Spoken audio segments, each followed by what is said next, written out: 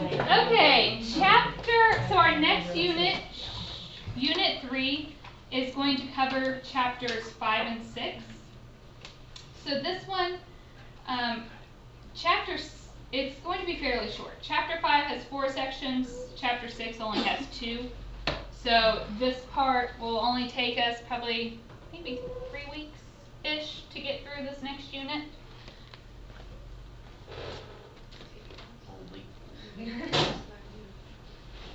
So we are now getting into probability. A probability is just the likelihood of an event occurring. How likely is it that something happens? You know, we see probabilities all the time. Every time you watch the weather, there is a 30% chance of rain today. That's a probability.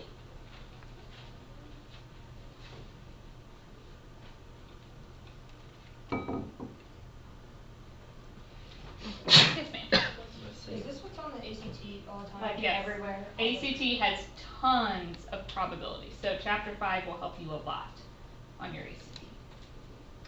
We did just a little bit of probability back in Algebra 2. I think you usually get to a probability unit, so you should have seen some of this stuff before, but we will go more in depth. The law of large numbers tells us as the number of trials increases, the closer the probability gets to the expected probability. Okay, I know you guys don't listen and write at the same time very well, so I'm going to let you write for a second and then I'm going to talk about this.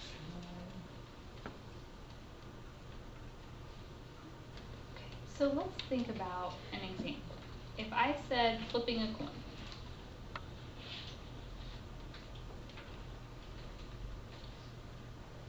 What is, we use this notation a lot, the probability of getting a heads when I flip a coin?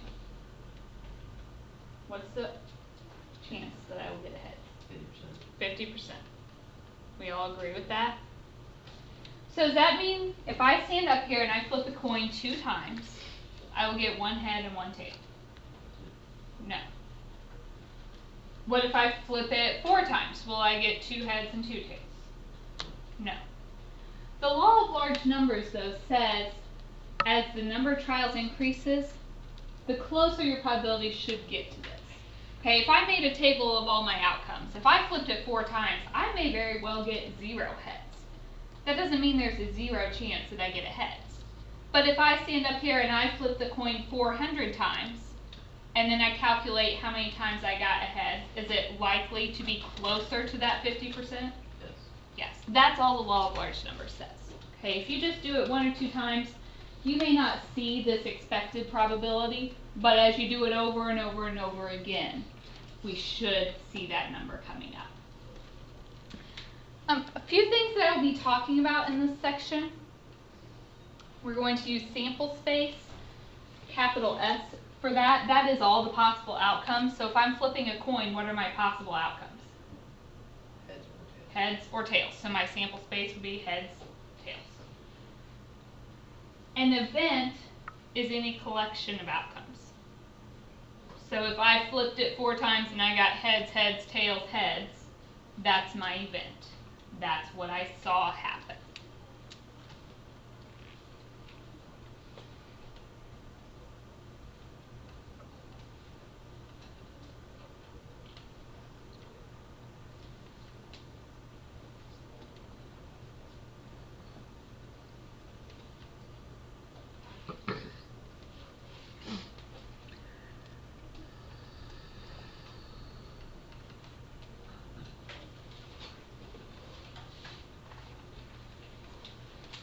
I don't know what is going on with my slate today. Having some issues. So sample space is everything that can possibly happen. Your event is what did happen. If you write that down.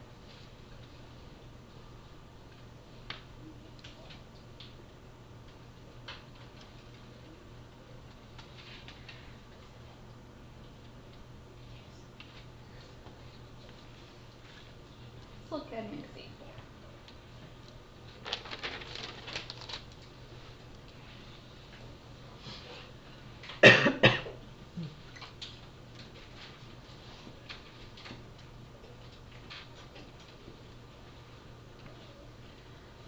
So consider the probability experiment of having 2 children. So part A, determine the outcomes. If you have a child, if I'm talking about the gender of the child, what are my possibilities? I can have a boy or I can have a girl. Can I just use B and G? Is that okay?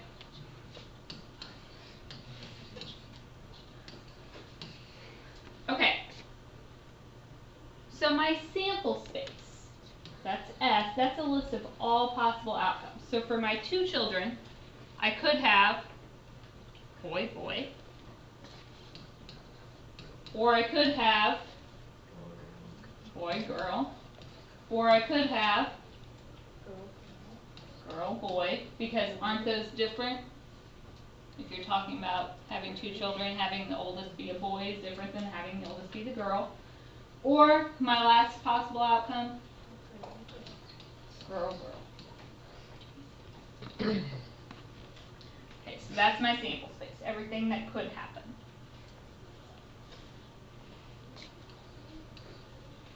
Part C, define the event E, have 1 boy. So which events have 1 and only 1 boy? Boy, girl, or girl, boy. There are 2 possible events that meet that requirement.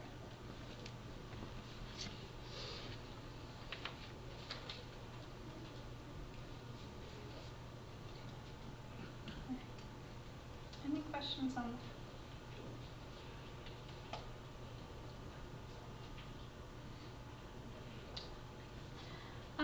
What kinds of numbers can you get when you find a probability of something? Percents. Percents always have to fall between what numbers? 0 and 100. So in terms of probability, we usually give probability, you can give it as a percent or a decimal. In decimal form, that means our probability is always between 0 and 1, which is equivalent to 0% and 100%. The sum of all the probabilities has to equal 1. If I'm finding everything that happened, it has to account for 100% of my data. So it should always add up to 1. So we are going to be looking at some probability models. And these are the 2 rules that always have to be met. Every probability has to be between 0 and 1. If I add all my probabilities, I have to get 1 out.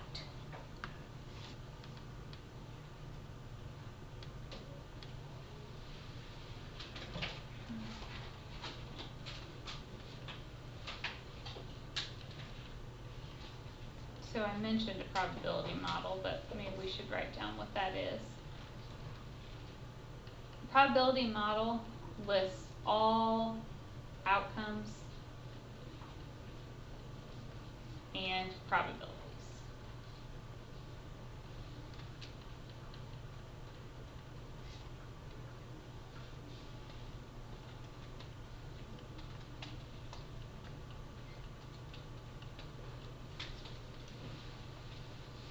If I said something was an impossible event, what would that mean? It just isn't gonna happen. It can't happen. So what's the probability?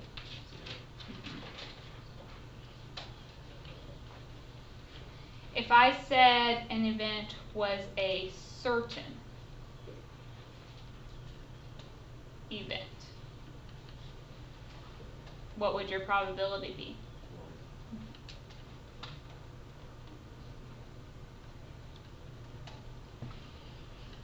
What do you think it means to be an unusual event? Yeah, it's not likely.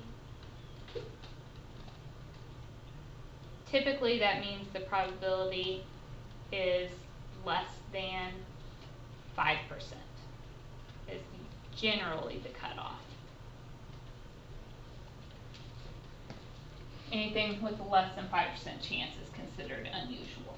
It can happen, it just probably won't.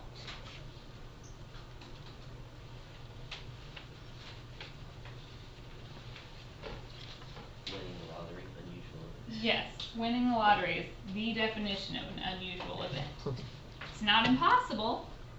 There is a chance, but it is very, very small.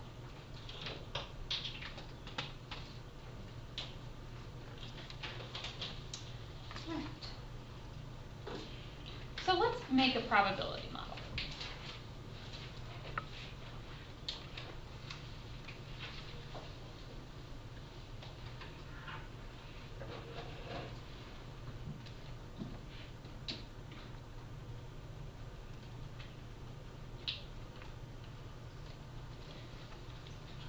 So suppose a bag of 100 M&Ms contains 12 brown, 15 yellow, 12 red, 23 orange, 23 blue, and 15 green.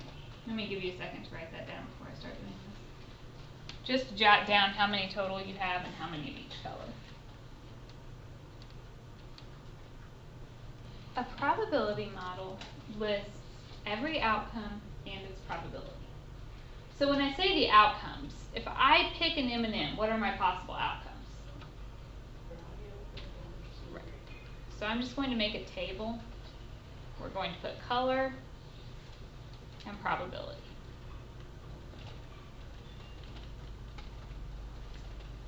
So my colors list them. Doesn't really matter what order, I'm just going to do the order I gave them to you in the problem.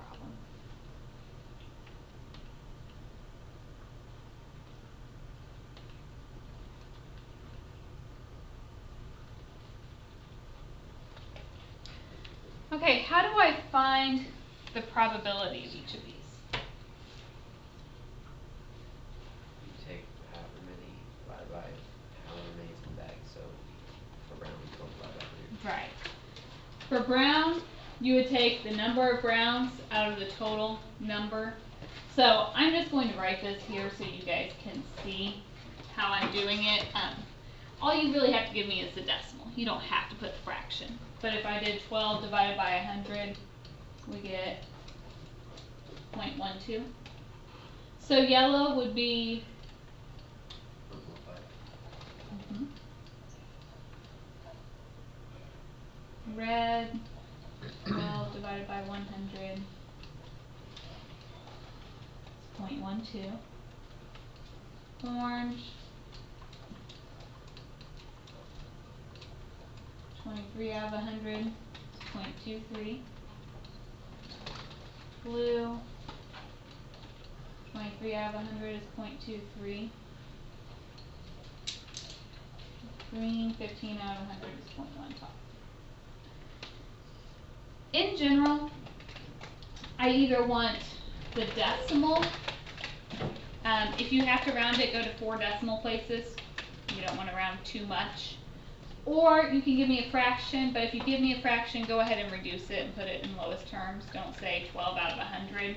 Go ahead and reduce that to 3 out of 25. Quick check, if it's a probability model, what has to be true about every one of these decimals?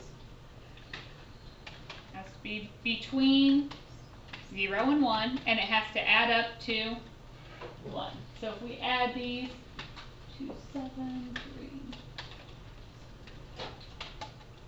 Does it add up to 1? It does, so we know we did it correctly. That is a good check for yourself on a test or quiz to make sure that you've got it right. Those always add up to 1. Alright. So far, so good? Let's do some more probabilities.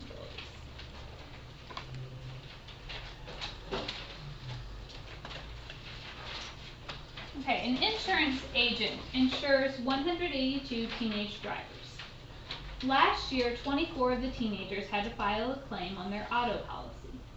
Based on this, what is the probability a teen will file a claim? So if you're writing this down, just kind of summarize. 182 teenage drivers, 24 filed a claim. So the probability a teen files a claim.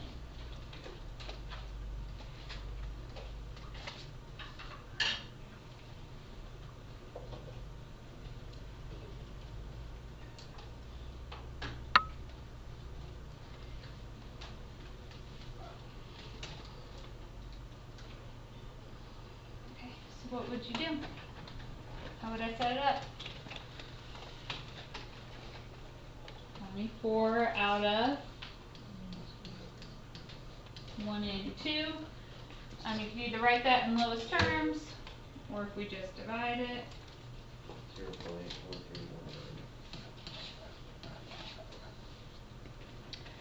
0.4319. Just an FYI on your probability models, if you're rounding, is it possible that it won't add up to exactly 1? Yes, but it should be very, very close. Okay. Let's do another. A class of 52 students is playing Pass the Pigs. You guys ever played that game? So much fun. Love that game. So use the results of the experiment to build a probability model for the way a pig lands. So basically, Pass the Pigs, you have 2 little pigs that you roll, and depending on how they land, you get different points. Okay, so these are the different ways they might land. I am going to just add my probability model on here instead of making a totally new table. Do I need to make that a little bit bigger for you guys? So I'm just going to add on my probability here. The frequency is how many times it landed that way. So what am I going to have to do first? Right, we're going to have a total number of frequencies, because I didn't tell you how many times we rolled the pigs. So if I add those up,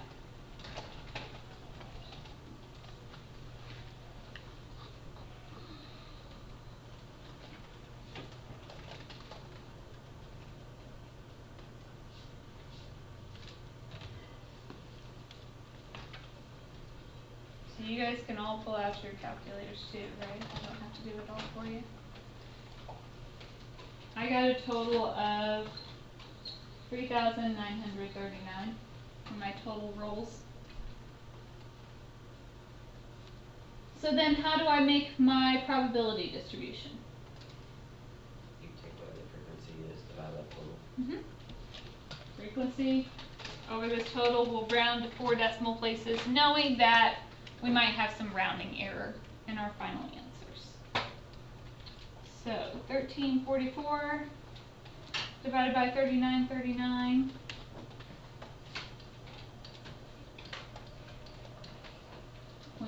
.3412. You might try at least a couple of these, just make sure your numbers match mine.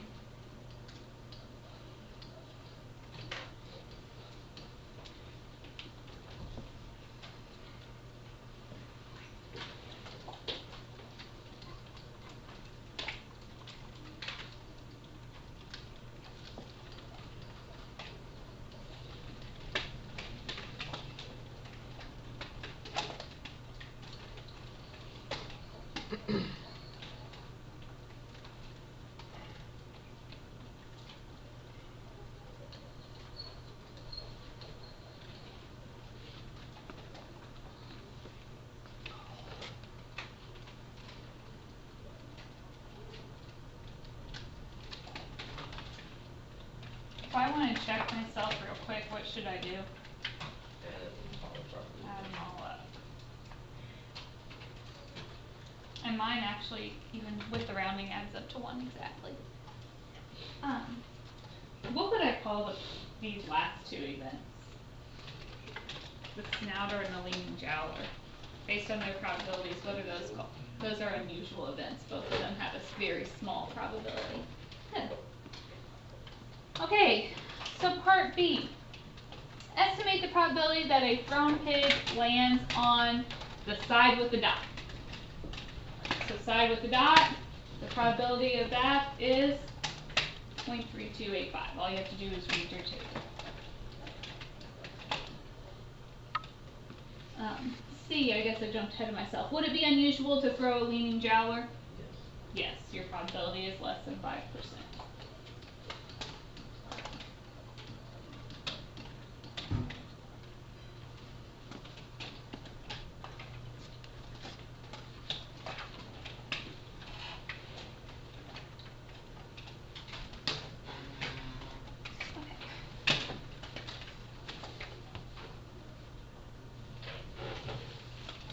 So this is what we call an empirical probability.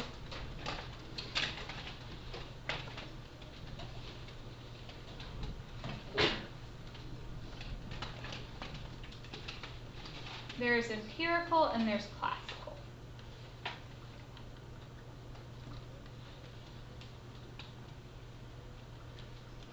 If you look in your book, it talks a lot about these two things. It's essentially the same. But the difference is the empirical is based on events that have occurred.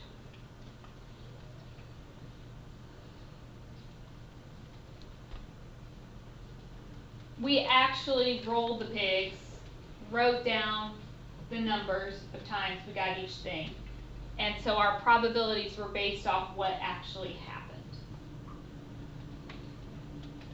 The classical approach is based off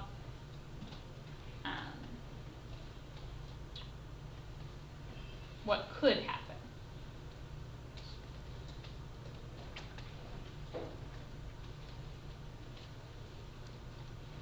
Okay, so if you actually, go ahead. I was just gonna ask, like, for the 2 kids one, classical would be like if someone actually had 2 kids, and then empirical would be like, oh no, empirical would be like if someone actually had 2 kids, and classical would be like what we did. Exactly. Okay. So like if I gave you, we had that M&M example, right? And so if I gave you guys each a bag of M&Ms and I said, what's the probability of drawing a red? And you guys each drew an M&M out and we found how many of you got a red. That would be empirical. It's based off what we actually saw. If we sat down and we just looked in the bag and we said, okay, there are 25 reds in this bag and 100 pieces of candy, so the probability of a red is 1 in 4, then that would be classical. It's based off what could happen. So let's do an example like that. So suppose a fun-sized bag of M&Ms contains these different breakdowns.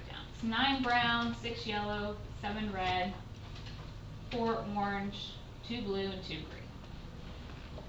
So this time, I am just going to suppose we randomly select. So is my probability based off what I actually did?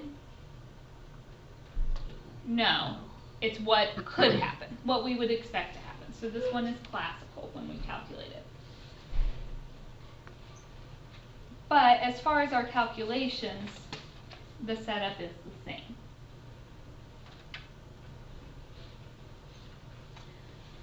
Suppose the probability is, what's the probability that it's yellow? So how many yellows do we have? 6. Okay.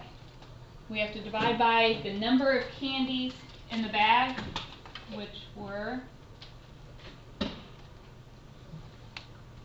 30. So 6 out of 30, you could tell me 1/5, or you could tell me 0.2.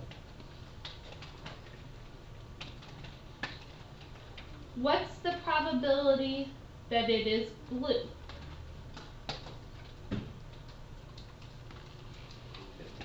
15. Yeah. So when I go write it down, is it like P in parentheses blue? Yes. Okay. So if I wanted to use this notation, the probability of a blue is there were 2 out of the 30. So you could tell me 1 out of 15, or what is that as a decimal?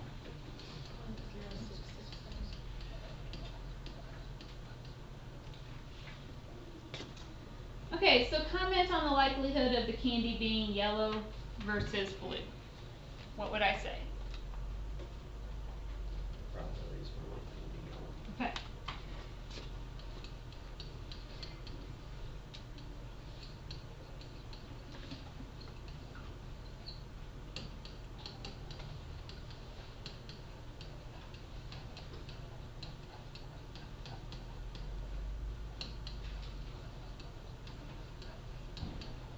if I look at this, 20% of the time I'm going to get a yellow, I'm only getting a blue about 6.7% of the time.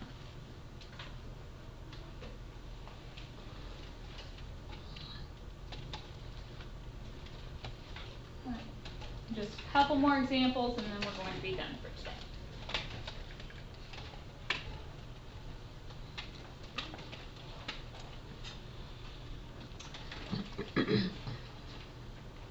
Okay, so Sophia has 3 tickets to a concert, but Yolanda, Michael, Kevin, and Marissa all want to go with her. So to be fair, Sophia randomly selects the 2 people that can go with her, because one of the 3 tickets is obviously hers, right? So essentially, if you're jotting this down, you don't have to write everything. You can put their names. So, those are the people, and we are going to select 2.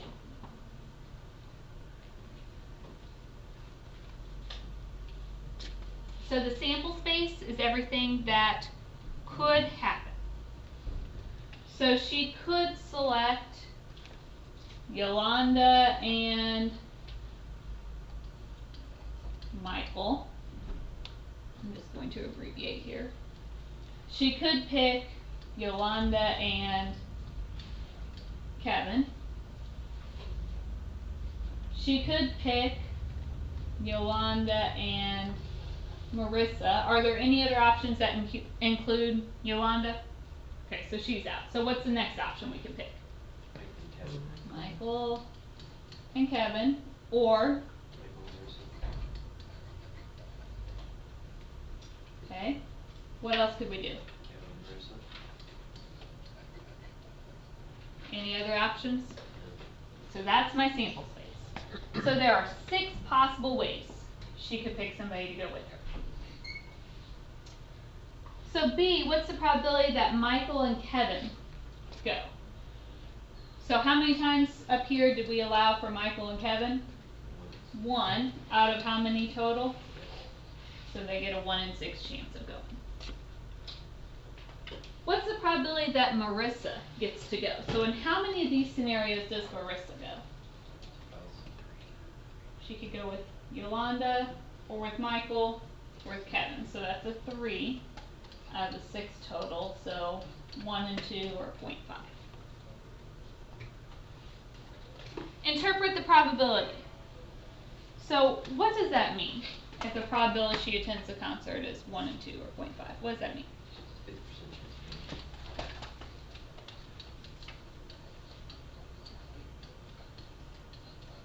There is a 50% chance Marissa gets to go.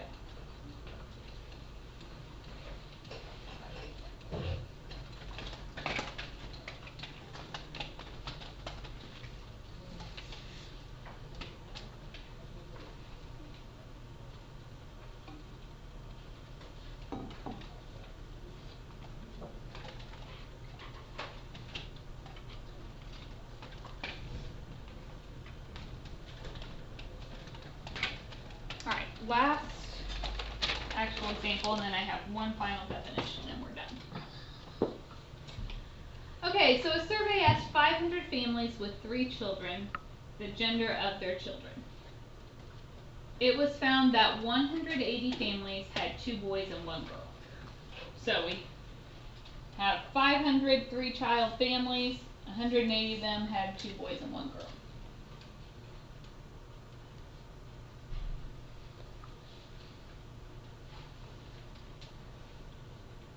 Alright, this is illustrating the difference between the empirical and the classical methods. So estimate the probability using the empirical method. Empirical is based off what we actually saw. So empirically, how many families had 2 boys and 1 girl? 180. Out of my 500? 0.26. Thank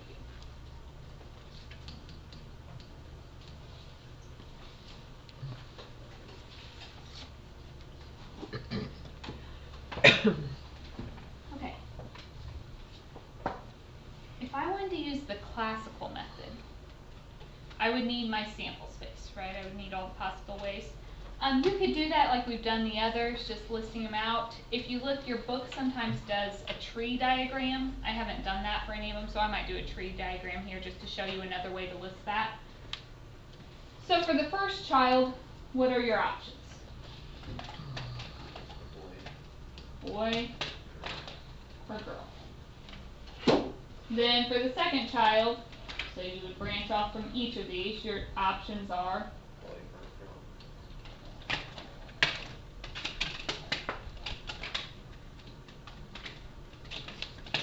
and then we want a third child.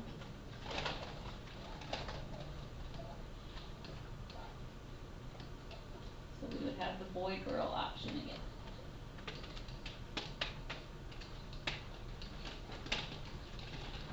So this is just another way of showing your sample space. You could have boy, boy, boy, boy, boy, girl, boy, girl, boy, boy, girl, girl. Do you guys understand that?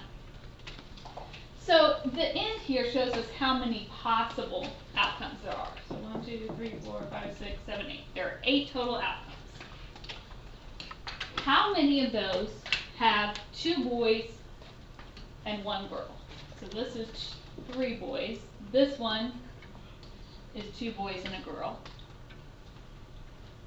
This one right here would be 2 boys and a girl. This one right here is 2 boys and a girl. Are there any others? No. So it's 3 out of 8. Which is? 0.375. Okay, is that the exact same as we saw with the empirical? No, they're close. Law of large numbers, if I probably took a bigger sample, so if I didn't just have 500, maybe if I had 5,000, we might see something closer to 0.375. But that just shows you the difference between the two. Empirical is based off what you actually did see.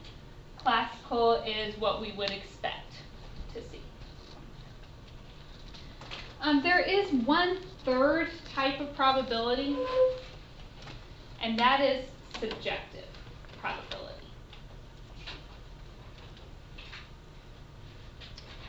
And so this is the last thing that we have to write down today.